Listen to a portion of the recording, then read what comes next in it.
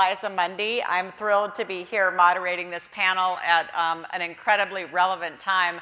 I have to say also that the title of the panel none of us is responsible for it. And the funny thing is, one of the members of the panel, their assistant, emailed me with some questions, and he said, I just want to be sure, does this song title refer to the singer of the 1980s, this particular song? And it was like, whoa, I realize that not everybody necessarily gets the reference, but hopefully most of the people in the audience do, and if not, we'll be happy to explain. So I'm Liza Mundy, moderating the panel.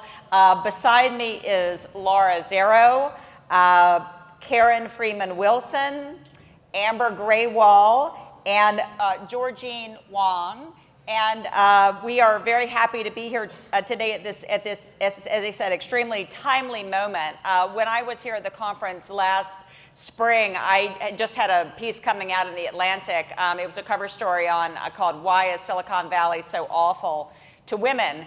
And as that piece was going to bed, as we were putting it to print, there was this blog post that had just been posted by this woman named Susan Fowler, an engineer at Uber, revealing the extraordinary sexual harassment that she had allegedly experienced at Uber, and that really set things off. Last year was the same month also that Bill O'Reilly had to step down from Fox News, and then of course the allegations would continue over the summer, and then we would have the Harvey Weinstein scandal as well in October.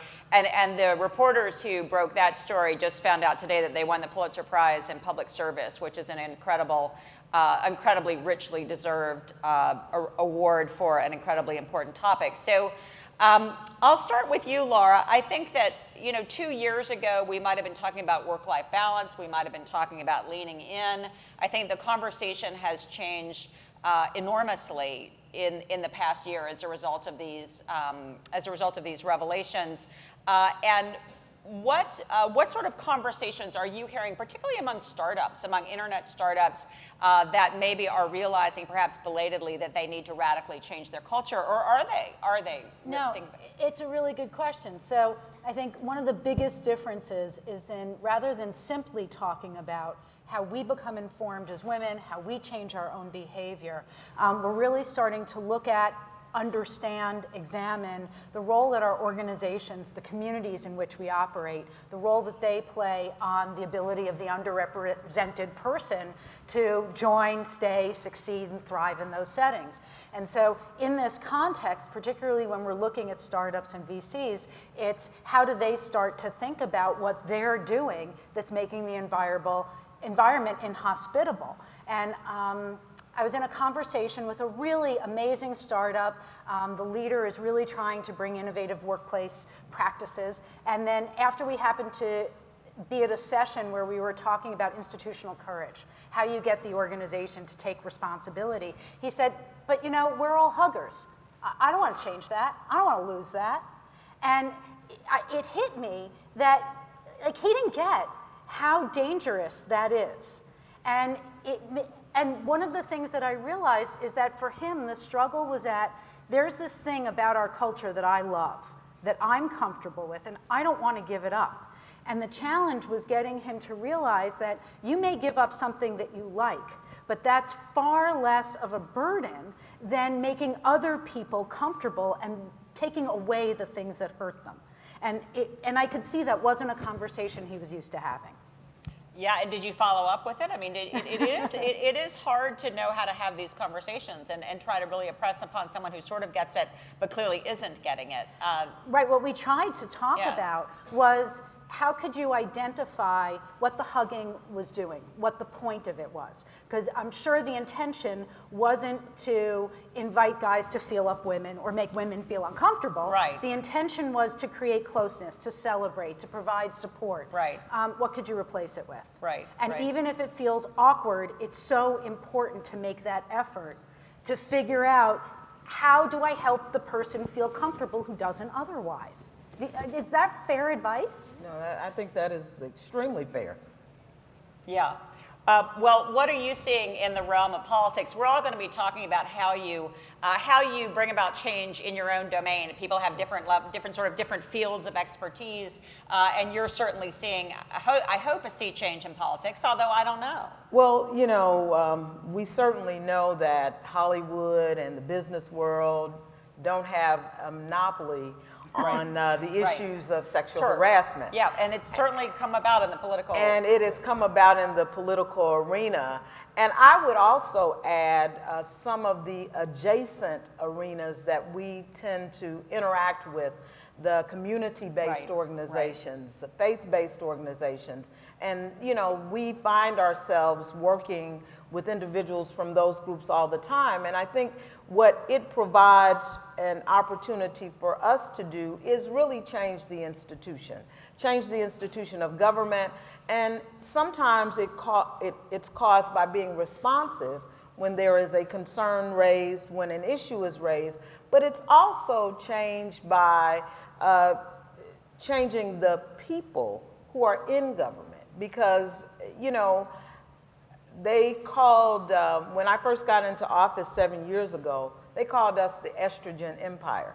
Wow. And the Wait, interesting thing, the fire department, the men in the who had been in government for a long time. Yeah. And that was because half of my department heads are women.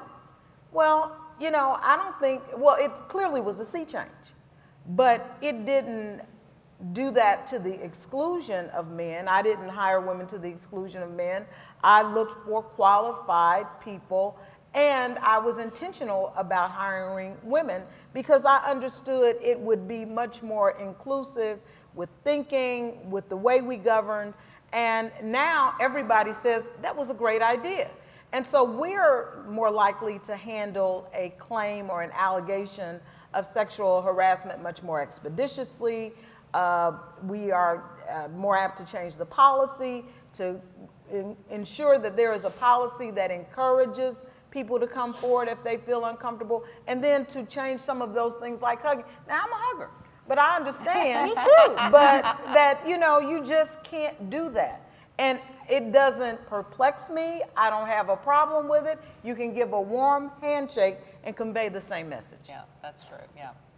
Georgine, I want to ask you, as a late and incredibly welcome addition to the panel, I should have said that you're the founder of Fairy God Boss, and I wonder if you could talk about what Fairy God Boss is and why you created it.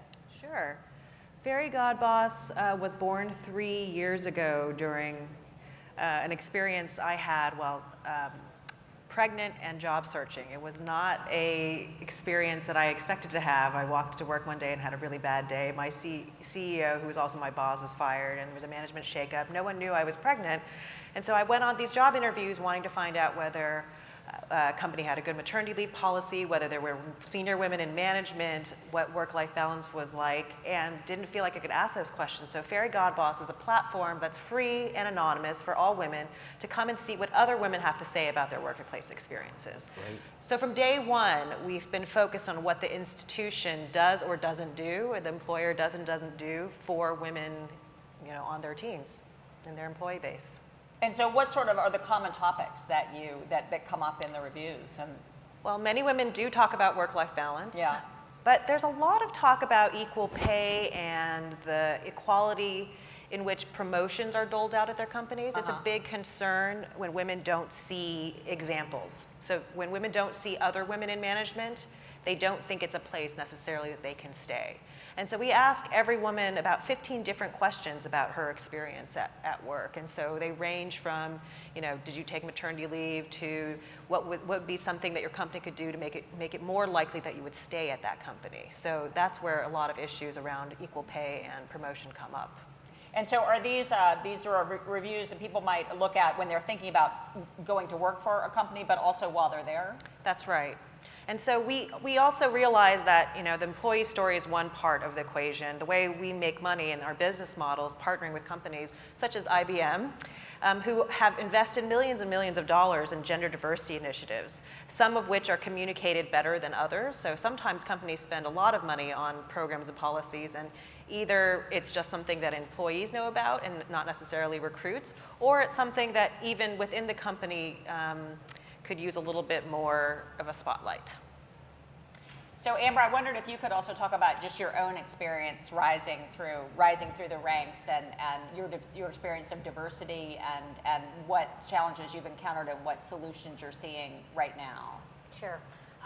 So why don't I start personally, and then I'll talk a little bit about how we look at diversity within our corporation. I would say throughout my career, both being a woman and a woman of color, surprisingly, my career coming into both as an individual contributor and as I moved to a manager role, I had a lot of support from men. Men actually supported me, gave me opportunity, saw the skills I have, and it really never was about gender, or it was just about these skills and the passion I had. And if I think about each progression of my career, and I've been at large companies, small companies, and there was a male that played a role. And then I had this interesting transition in my career. So then I was at that mid-level where you enter that executive rank. And at that point, I was surrounded by women. But it's actually interesting, I didn't really get the full support of women when I needed to move to that executive role. And I didn't think about it then, but now that I'm so part of diversity programs, I reflect on this quite a bit. But then when I actually moved into that executive role, it was the faith of another woman. And ever since I've been in executive roles, now it's been women throughout my career. So I think it was very interesting. I was at a huge, I would say milestone moment that could have made or break my career. And the biggest letdown I had was a woman. Please interrupt. Let's just converse. Yeah, so it's interesting. You're nodding to something that I call the gender layer cake, which is that organizations can appear diverse when you look at the total numbers, but you'll find that there are ghettos within them, and that they'll align, whether it's IT or facilities or housekeeping or administrative support, and often that's that second level from the top of the managers who keep the trains running on time, who are women who have risen into those ranks but have a hard time breaking into other ranks. And in particular, organizations, and I know you're acutely aware of this with the work you do at IBM, the effort that organizations make, and I think it's part of what Ferry Godboss is talking about, to identify talent in those ranks and move women out of them. But there's an unfortunate reality that's happened over time, which is that when there's scarce resources, the scarce opportunity, zero-sum thinking comes into play. And women can do it to women, where they're in competition with each other, they're not viewing each other as equals, as they may be once they get to the executive level ranks. Or like when you were talking about the estrogen joke, but that there's an interesting, I think it was Joanne Littman noted this fact, that when men are surveyed about their perception of how many women are in the room, if it exceeds 30%, they think there's more women than men. And that it's because of a change from the past and a sense of that disproportion. And it's also tied into, it taps into those fears of zero-sum thinking, that if we've given up the power post, are we vulnerable? As opposed to realizing whether it's women supporting women or the change of getting more women in the room that used to have more men, how do we get to the point that we can say, we don't lose by other people gaining.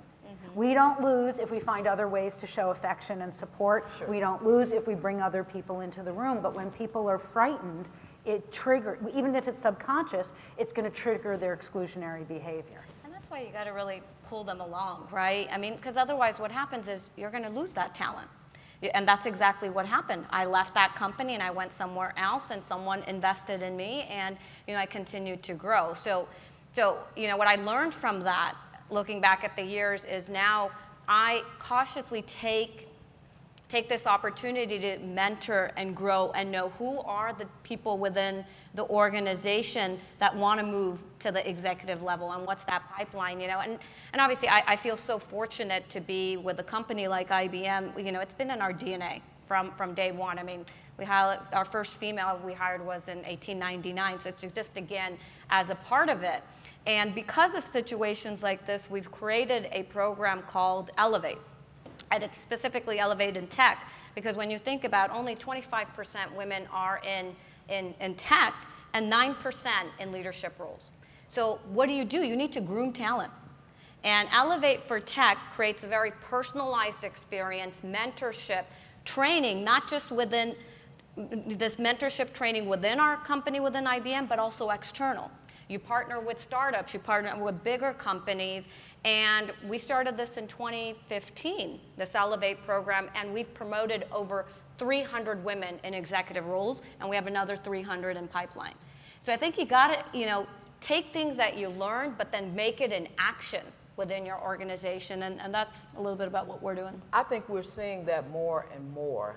One of the things that I've lamented during my career in the governmental arena is that sometimes women have been our own worst enemy.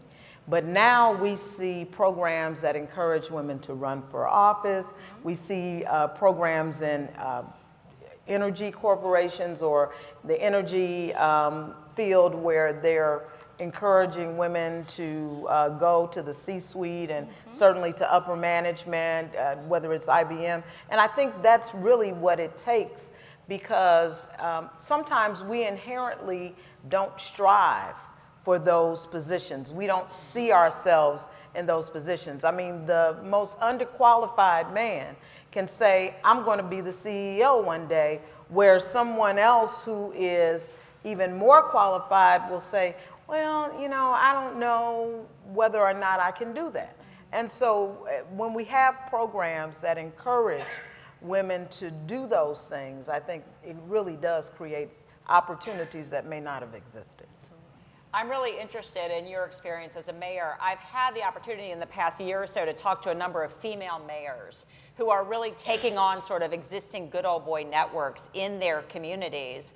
And I talked to one mayor who, when she came in, the chief of police had to step down because of sexual harassment. Sure. But they also, he made struck a deal with the city attorney that they wouldn't say that that's why he was stepping down. It would be for family reasons. And she was irritated by that sort of good old boy relationship that she had to contend with. And another woman mayor in Alabama, actually, who was dealing with developers who wanted to come in and buy properties, sure, historic properties, and there was a lot of money involved, and again, sort of good old boy. And I'm so admiring of what it takes to, because again, you're not just contending with your own workplace, you're contending with this community network, be it the fire department, sure, or developers or other city. And yeah, how do you, where do you start? It's interesting that you would say that, because it is not unusual for me to go into a meeting, particularly those that you described, and be the only woman in the room still. And that's really odd in 2018, but true.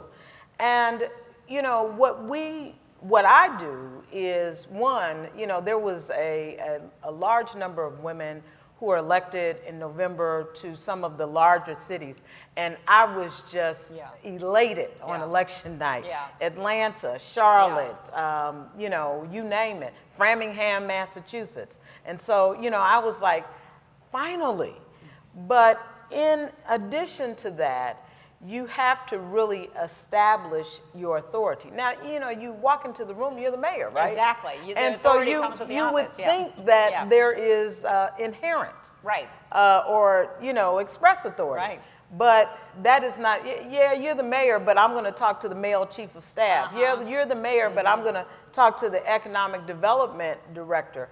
And I had an experience a couple of weeks ago where one of our finance people was explaining to me what had to be done with a bond deal. And I stopped him. I said, yes, I know, I'm a bond lawyer.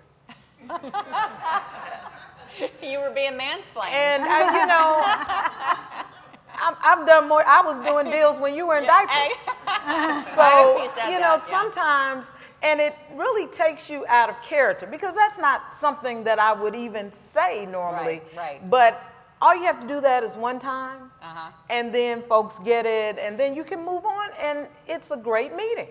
But, you know, and then you have to be careful, because you don't want anybody to think you're strident, right?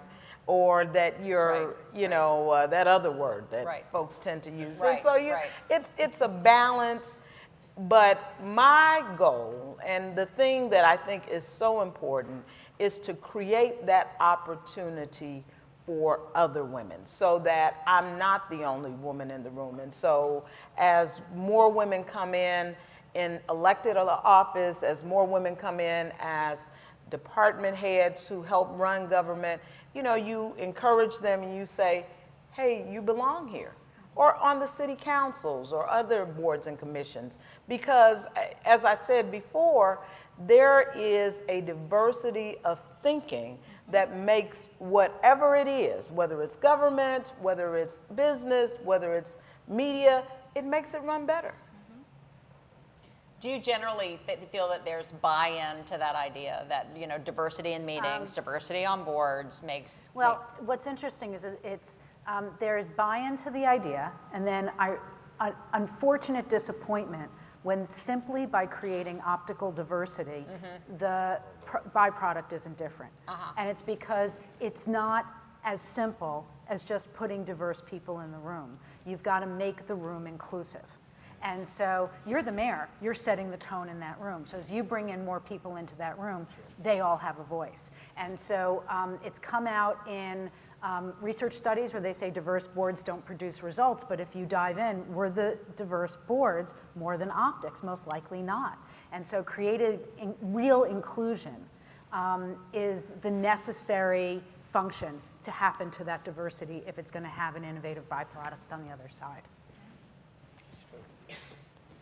One of the things that you suggested in an email to me, and I wonder what the other panelists think, is that, you know, again, I sort of can't get away from what we've learned in the past year from the Me Too movement, just really the extent of hostility and harassment. I mean, I was in a workplace for 20, 25 years, and I've looked back at my encounters in a whole different way as a result of the Me Too movement. They really add up.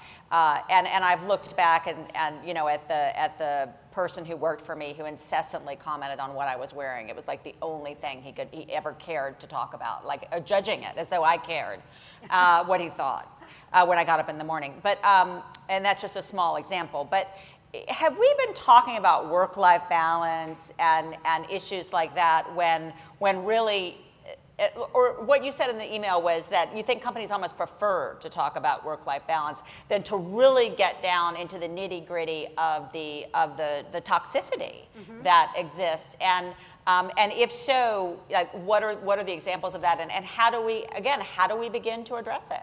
Yeah, the key point, just to loop you guys in, because you weren't on that email exchange, was that work-life balance lets people off the hook by saying, oh, it's biology. It's nature's great, you know, seesaw. And it oversimplifies it and puts it, well, you want to be a parent. And so this is what you have to live with. And maybe we're good enough to support you in that. Now, work life is real, and the challenge is real. That belies creating hostile cultures where women's voices are not heard, they're not brought in the door, they're harassed. There's a kind of unspoken misogyny that does exist, and our subconscious biases are far more significant in creating the work imbalances that we see than work-life imbalance itself. And it's part of why creating work-life balance for everyone, men and women, people who have children and people who don't, is so important, because it's about, A, it creates a level playing field, but B, it sends the message that all of us should bring our whole selves to work. But there are different cultures, different work climates where that does and doesn't play out. And I'm wondering, how do you see that? You know, you're in this enormous organization that's really inventive. Yeah. You're seeing all these voices come out from environments that are not so supportive. How is it playing out? Yeah. I was very surprised to see how different companies looked when women leave their job reviews. I really wasn't expecting it to be so company specific. Everyone's always like, well, what's the best company? What's the best industry? It's just not that simple. You know, it really does come down to managers, because I think so much of it is cultural and unspoken. It's not about the company level policy necessarily. It's about how your manager treats you and the employees that work around you. And that is just, it's so intangible, but also so real and so defining of your everyday experience, and not just work-life balance, but you know, these misogyny points that you're talking about, which I think are really, really tough to address because there's nothing on paper about it. You can't look at anybody or anything and say, aha, if you just change that one thing, then the company would be great for women. Right.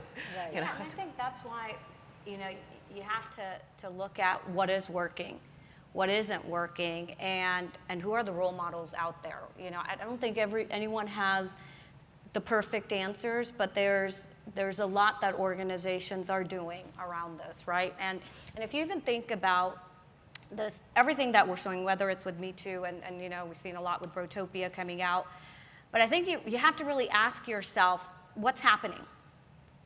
And I look at this is yet another signal that this is an inflection point. And it is giving us, you know, full transparency into experiences both women are having and people of color are having. And with this, now that we're learning, it is an opportunity to look within. It is to look within your organization, big organization, small organization, within yourself as an individual as well, and say, am I doing the right things? Do I know what's happening within my organization? And you have to start with that and look at what levels of commitments are in place, right?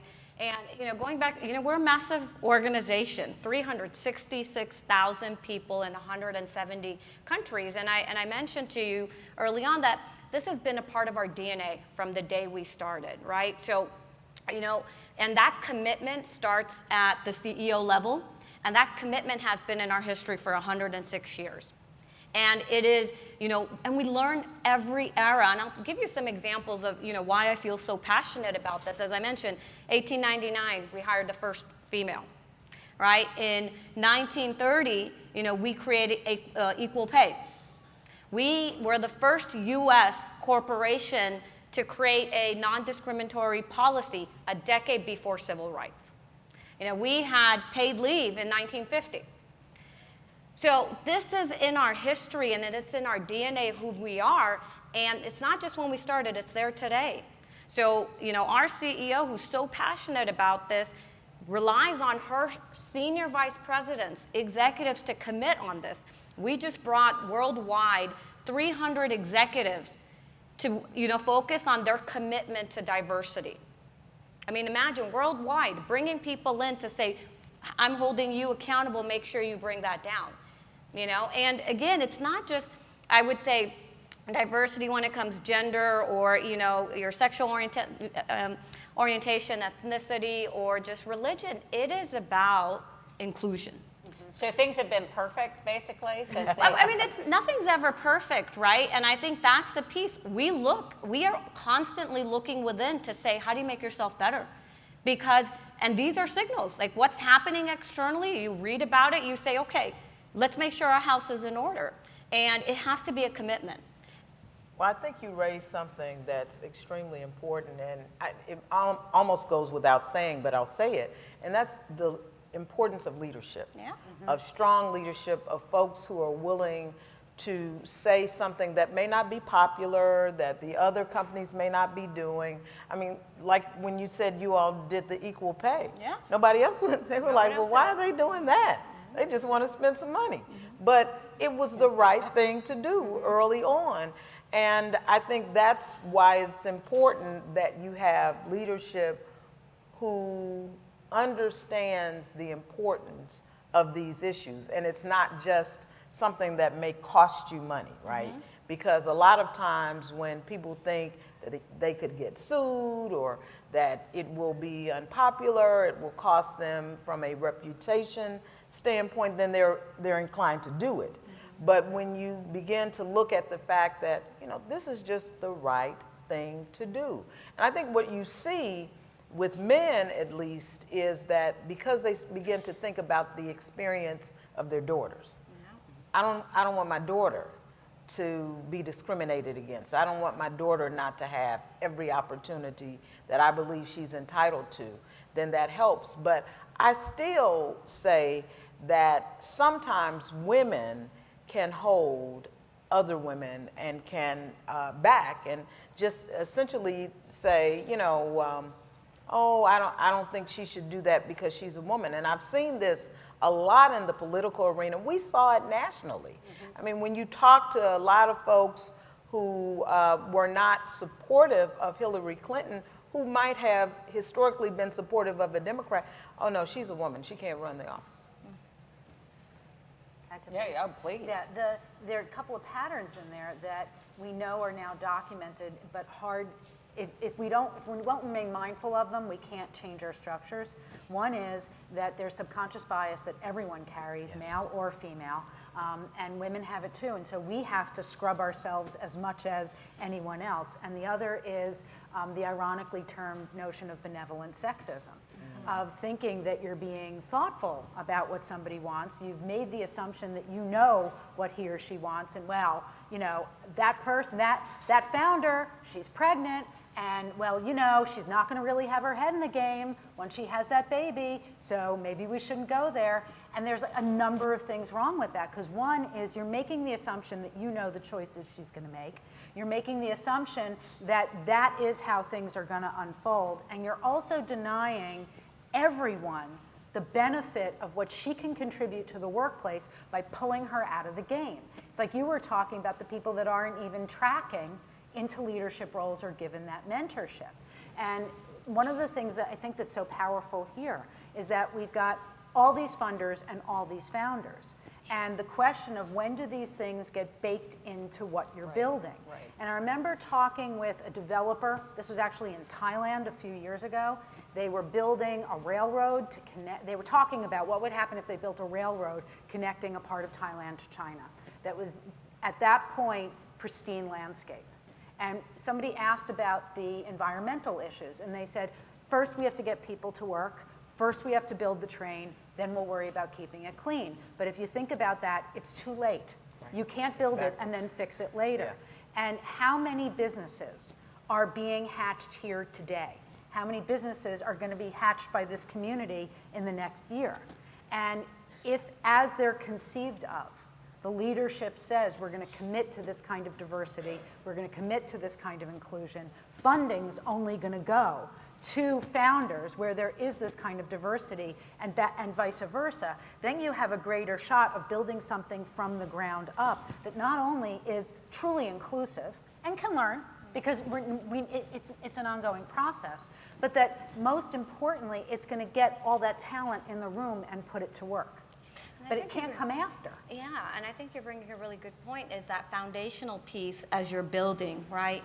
And if you think about how fast the world is moving right now, and more emergence of new technology is coming in place. I mean, think about how much technology is impacting the society right now.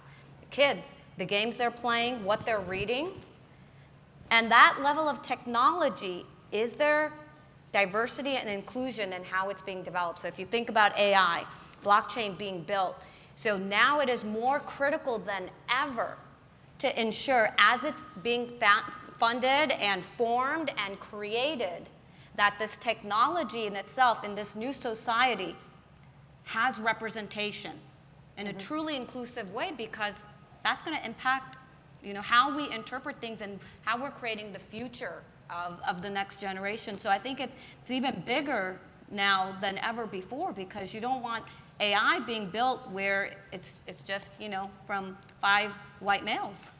And this is also where there's another extraordinary opportunity here. I work in Wharton People Analytics, and so we're always trying to look at how do we get data so that we're making evidence-based decisions.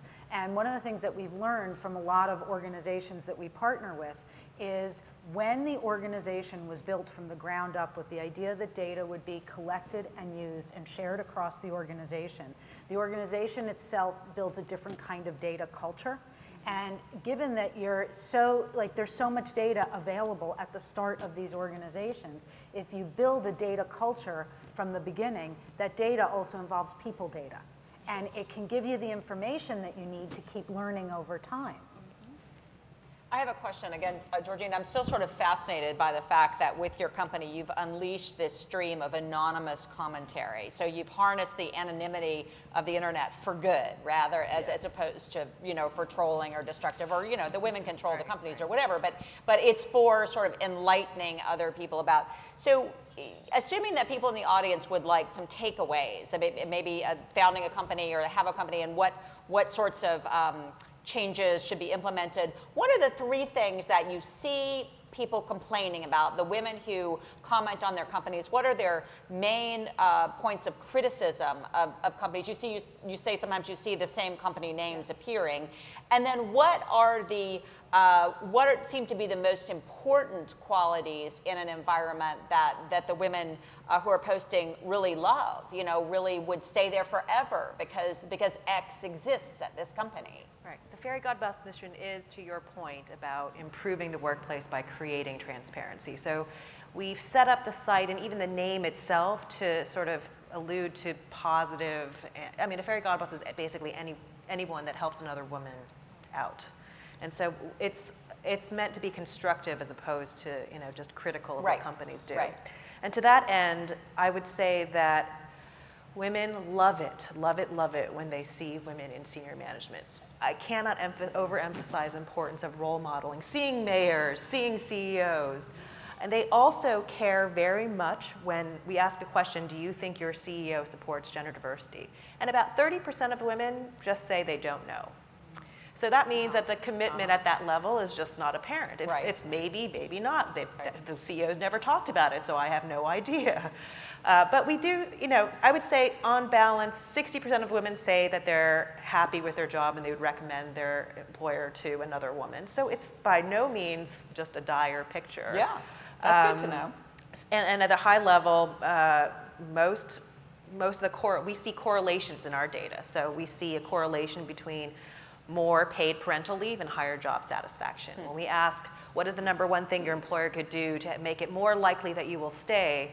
It's either number 1, pay me more, or number 2, promote more women into seniorship. Not promote me into leadership, but promote more women into leadership. Again, going back to this role modeling, that's so important. And so work-life balance is absolutely important. Flexible work is one of the most important things to women in our community, but not all. And certainly by no means are all the women in our community parents, or some of them are childless, but they still observe and care very much about, in general, how parents are treated and whether that flexibility is extended to them actually is very important too. So those are some of the themes in our really commentary. Useful.